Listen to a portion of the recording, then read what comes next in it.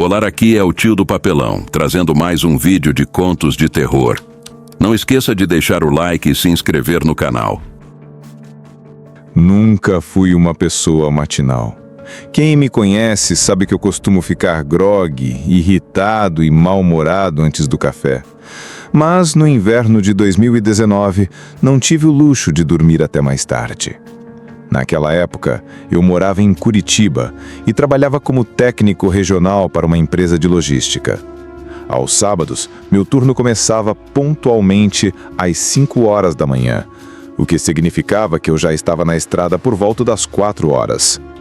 Eu sempre dizia a mim mesmo que aquele emprego era temporário, só algo para me manter de pé até aparecer uma oportunidade melhor. Mas os meses viraram anos.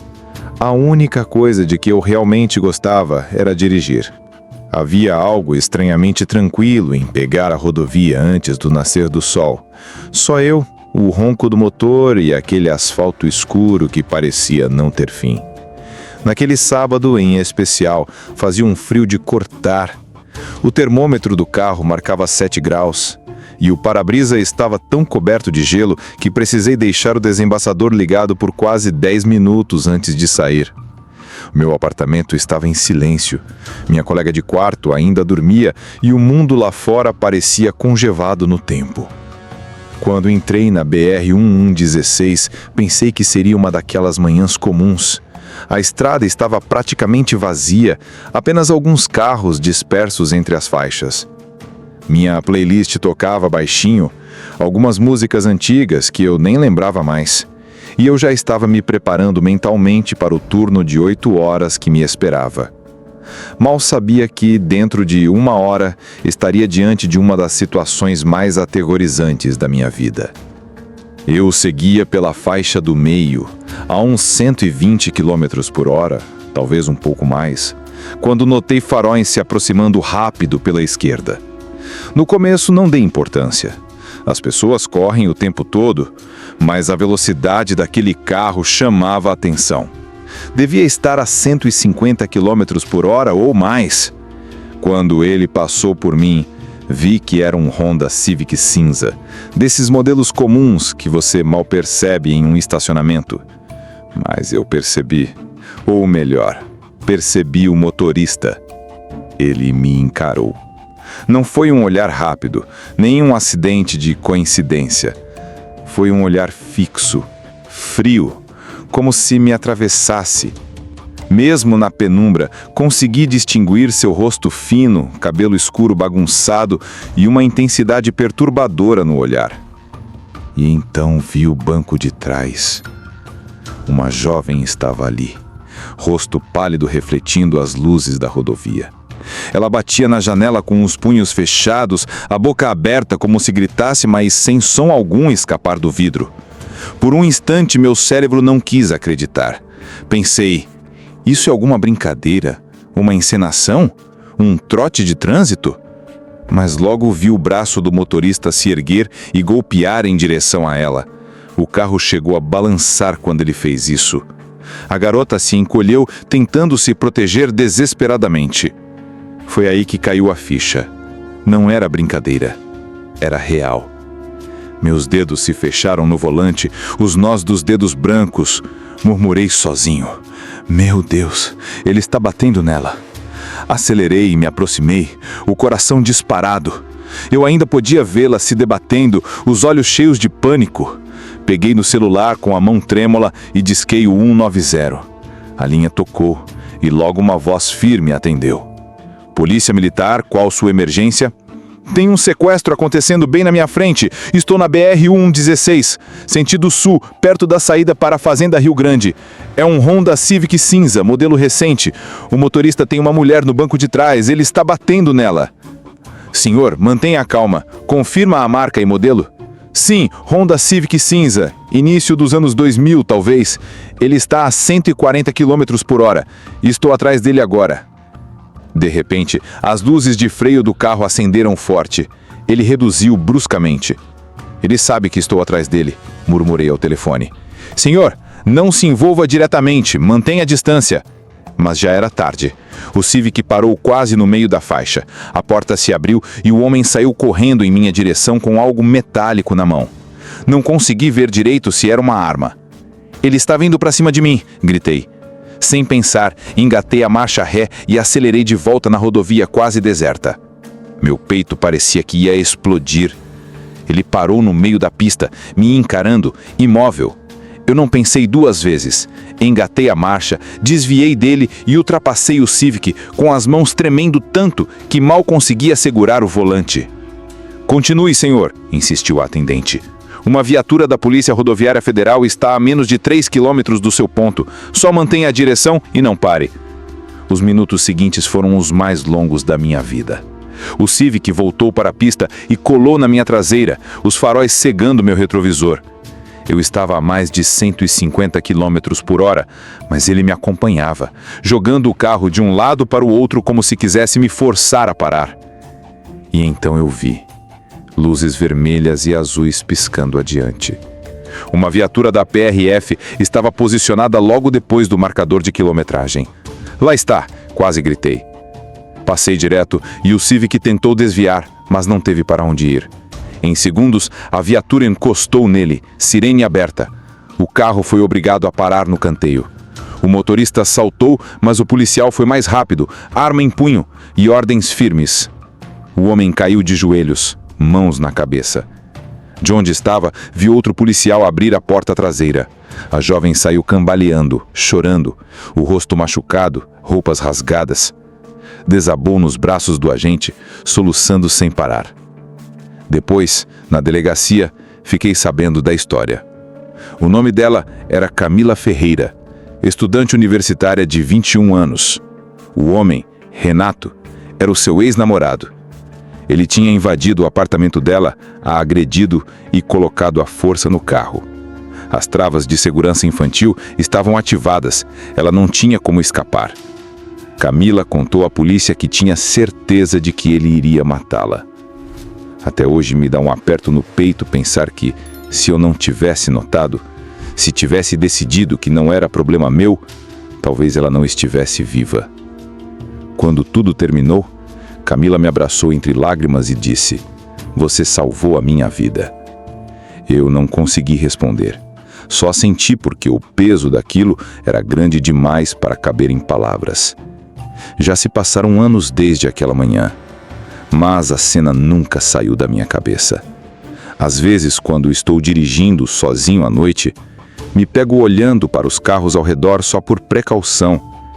E em certos momentos, quando fecho os olhos, ainda vejo Camila batendo no vidro, desesperada por alguém, qualquer um, que percebesse. Sempre me considerei uma pessoa noturna. Durante boa parte dos meus 20 e poucos anos, trabalhei em turnos que me faziam dirigir de volta para casa em horários em que a maioria das pessoas já estava dormindo profundamente. Na época, eu achava até agradável. Ruas vazias, postes iluminando fracamente o caminho e o som baixo do motor servindo de companhia. Mas depois do que aconteceu comigo em 2020, nunca mais consegui achar a direção noturna reconfortante. Quando a pandemia chegou, eu trabalhava como fisioterapeuta respiratório em um hospital público no interior de Minas Gerais. Os horários eram brutais, às vezes 12, 14, até 16 horas direto, dependendo da quantidade de pacientes internados. Eu e meus colegas brincávamos que não sabíamos mais onde um dia terminava e o outro começava. Só que, na verdade, não era brincadeira nenhuma. O vírus tinha transformado nossa rotina em um borrão de exaustão e medo. Naquele período, eu morava em uma cidadezinha chamada São Bento, a cerca de 40 minutos de carro do hospital. O caminho mais rápido para casa era pela MG 262, um longo trecho de estrada sinuosa que cortava quilômetros de mata fechada. Durante o dia era até bonito, tranquilo, mas à noite era outra história. Vazio, silencioso. Muitas vezes eu passava 10, 15 minutos sem cruzar com outro carro. Meus pais se preocupavam muito comigo. Meu pai, principalmente, era o tipo que não falava nada até não aguentar mais segurar. Uma noite, durante uma ligação, ele me disse: "Não se esforce demais, filho. Você sempre acha que é invencível, mas não é." "Estou bem, pai, só cansado", respondi recostado na cadeira da sala de descanso do hospital. "Todo mundo está cansado agora." "Me promete uma coisa, então", ele insistiu. "Ao voltar para casa depois desses turnos longos, não pare para ninguém na estrada, nem por um segundo." Eu ri, meio sem graça. "Pai, que exagero, parece coisa de filme de terror." Ele não riu de volta. Era uma terça-feira, final de abril de 2020. Saí do hospital por volta das 2:30 da manhã. Meus olhos ardiam com a claridade das luzes fluorescentes e a máscara tinha deixado marcas no meu rosto. Eu parecia um fantasma atravessando o estacionamento vazio. O ar da madrugada estava frio, úmido por causa da garoa fina. Entrei no meu carro, um Corolla prateado já bem rodado. Joguei a mochila no banco do passageiro e fiquei alguns segundos só respirando o silêncio. As ruas estavam ainda mais desertas desde o início do lockdown. Quase ninguém saía de casa. A viagem começou como sempre. Longos trechos de escuridão quebrados apenas pelo feixe dos meus faróis e pelo barulho dos pneus no asfalto molhado. Eu tinha rodado uns 10 minutos quando vi uma luz vermelha piscando na beira da estrada. De início pensei que fosse uma viatura, mas ao me aproximar, percebi que era daquelas lanternas de emergência que piscam como sinalizador.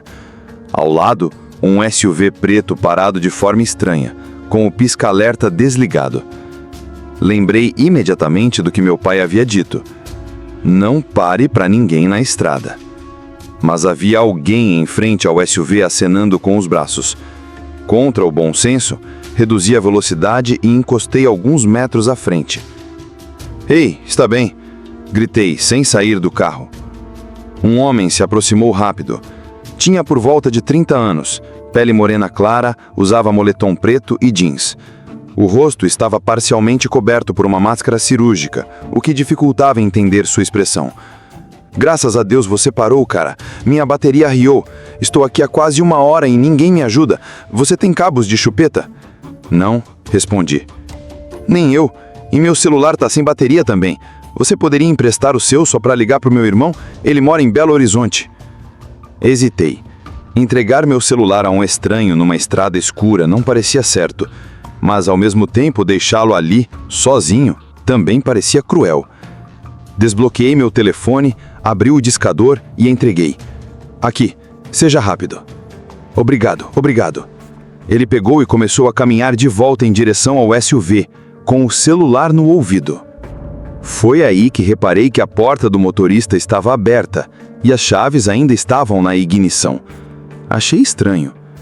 Quem deixa a chave num carro com a bateria descarregada? Por impulso, girei um pouco a chave. Para meu choque, o painel acendeu normalmente. Tudo funcionava. Meu estômago gelou. A bateria nunca esteve arriada. Era uma emboscada. Antes que eu pudesse reagir, senti um abraço me envolver pelo pescoço vindo do banco de trás. Uma voz baixa e agressiva sussurrou no meu ouvido: "Não se mexa." O pânico tomou conta. Debati-me com todas as forças. Dei uma cotovelada para trás e consegui me soltar. Um homem do lado de fora gritou, correndo em minha direção. Mas sua voz não era de desespero, e sim de raiva. Eu corri. Escapei do SUV e voei de volta para o meu carro. Entrei, bati a porta e girei a chave com as mãos trêmulas. Enquanto arrancava, ouvi um trondo. O vidro traseiro se estilhaçou. Não parei de acelerar até chegar em casa. O para-brisa traseiro estava destruído, com um buraco cercado de rachaduras. Eles tinham levado meu celular. Não consegui ligar para a polícia de imediato. Peguei o telefone fixo e disquei 190 com os dedos trêmulos. Uma viatura chegou meia hora depois. Expliquei tudo: o golpe, a emboscada, o disparo. O policial mais jovem balançou a cabeça. A armadilha clássica. Já tivemos casos parecidos em estradas daqui, mas é a primeira vez que tentam atirar. Você teve muita sorte. No dia seguinte, descobri que todos os meus aplicativos bancários haviam sido invadidos. Levaram minhas economias, meu saldo digital e até minhas criptomoedas. O celular nunca mais foi rastreado. Dias depois, a situação ficou ainda mais assustadora. De madrugada, meu pai me acordou, pálido, segurando uma lanterna. Tem alguém no quintal. Ficamos imóveis, escutando. Juro que ouvi passos próximos à árvore do fundo. Quando a polícia veio, não encontrou nada. Mas só de pensar que tinha o meu endereço gravado no celular, me deixou enjoado. Já se passaram anos. Nenhum preso, nenhum dinheiro devolvido, nenhum celular recuperado. Mas até hoje, às vezes, quando volto para casa tarde da noite, juro que ainda vejo uma luz vermelha piscando lá adiante na estrada. E nunca mais parei para ninguém, porque agora eu sei o que pode estar me esperando no escuro. Sempre fui o tipo de pessoa que assumia a responsabilidade por todo mundo. Desde o ensino médio, quando meu grupo de amigos saía, eu era quem guardava as chaves de todos, garantia que ninguém esquecesse a carteira e, no fim da noite, levava cada um para casa em segurança. Essa característica não desapareceu quando fiquei mais velho. Pelo contrário, só ficou mais pesada. Aos 24 anos, morando no interior de Minas Gerais, eu dividia meu tempo entre o trabalho numa oficina mecânica e uma vida que parecia correr em um ritmo mais lento que o do resto do mundo. Sair à noite era raro.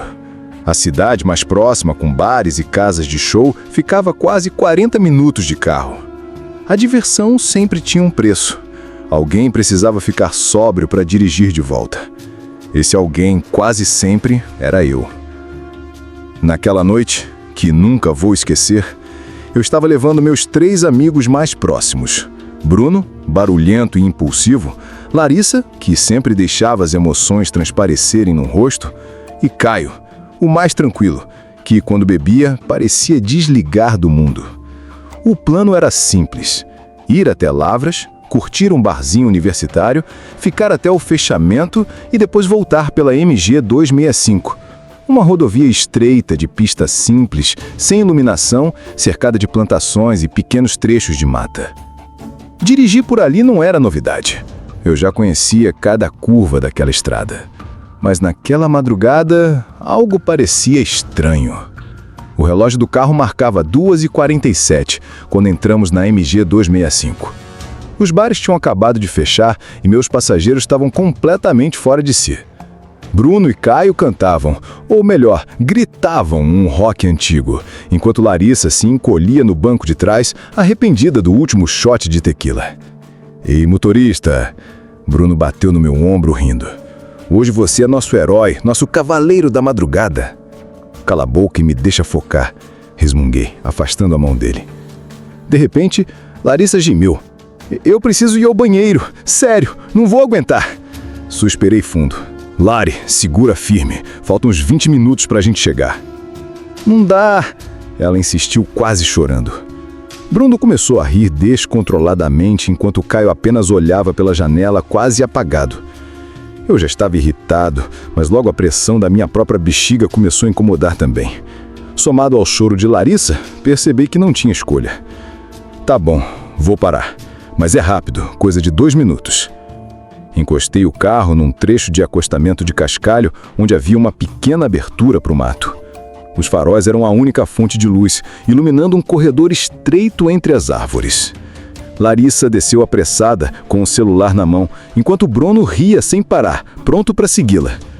Caio, por outro lado, afundou ainda mais no banco e disse que ficaria no carro. Eu fui para o lado oposto da estrada para ter mais privacidade. Não gostava de fazer nada com gente por perto. Terminei rápido e, ao voltar, ouvi Bruno cantarolando desafinado no escuro. O rádio tocava baixinho dentro do carro, mas Larissa ainda não tinha retornado. 5 minutos se passaram. Fiquei inquieto. Larissa! Gritei em direção às árvores. Nenhuma resposta. Apenas o som do vento balançando as folhas. Peguei a lanterna no porta-luvas e olhei sério para Bruno. Vem comigo agora. Ele resmungou, mas me seguiu. O rastro da floresta logo deu trégua a um campo de plantações altas, já meio secas, que farfalhavam a cada passo. A luz da lanterna abria um caminho estreito, revelando apenas a fileira à frente. Larissa! Chamei novamente. A voz mais alta do que pretendia. Bruno, rindo nervoso, brincou. Cara, aposto que ela vai ser levada pelo filho do milho. Revirei os olhos, prestes a xingar, quando ouvi passos. Pesados. Não eram de Larissa, nem meus, nem de Bruno. Congelei. Estiquei o braço instintivamente, travando o peito de Bruno. Shhh, escuta. Os passos pararam. O silêncio era tão denso que doía nos ouvidos. E então, de dentro da plantação, ele apareceu. Um homem. 40 e poucos anos. Rosto parcialmente escondido na sombra, mas com olhos que brilhavam como de animal à luz da lanterna. As roupas estavam sujas, manchadas, como se ele tivesse saído da terra. Ele não se mexia, apenas nos observava, com a cabeça levemente inclinada. Bruno ficou sóbrio na hora. Minha pulsação explodiu. Sem pensar, virei e corri. As folhas batiam no meu rosto enquanto rasgava o campo, ouvindo Bruno logo atrás. Em segundos, o carro surgiu à frente, iluminado pelos farões. Caio ainda estava afundado no banco, quase dormindo. Só que Bruno não voltou sozinho. Ele trazia Larissa nos braços. O corpo dela mole, um corte sangrento na testa. O que aconteceu? Gritei, ajudando a colocá-la no banco de trás. Bruno tremia. Eu vi, cara. Ele estava arrastando ela. Não era imaginação. Ele a tinha de verdade. Quando me viu, ele sorriu e simplesmente correu. Meu coração gelou. Liguei o carro com mãos trêmulas e disparei pela estrada. Larissa balbuciava coisas sem sentido e depois ficou imóvel enquanto Bruno gritava para eu correr mais rápido. Meus olhos não saíam do retrovisor, esperando ver faróis nos seguindo. Chegamos ao pronto-socorro de Lavras pouco depois das 3h15. As enfermeiras a levaram direto para atendimento. Mais tarde disseram que ela estava estável, apenas com concussão e alguns pontos. Mas não lembrava de nada. Para ela, foi só uma noite mal vivida. Para nós, não. Bruno me contou baixinho no corredor. Eu vi o rosto dele, cara. Ele não estava assustado. Ele estava sorrindo. Como se já tivesse feito isso antes. Até hoje, cada vez que passo por aquele trecho da MG 265, sinto aquele peso opressor no escuro. Porque pessoas não desaparecem por alguns minutos e voltam machucadas desse jeito. Não sem ajuda. Não sem alguém à espreita, esperando nos campos. Não esqueça de deixar o like e se inscrever no canal. E acompanhe o vídeo anterior. Até a próxima.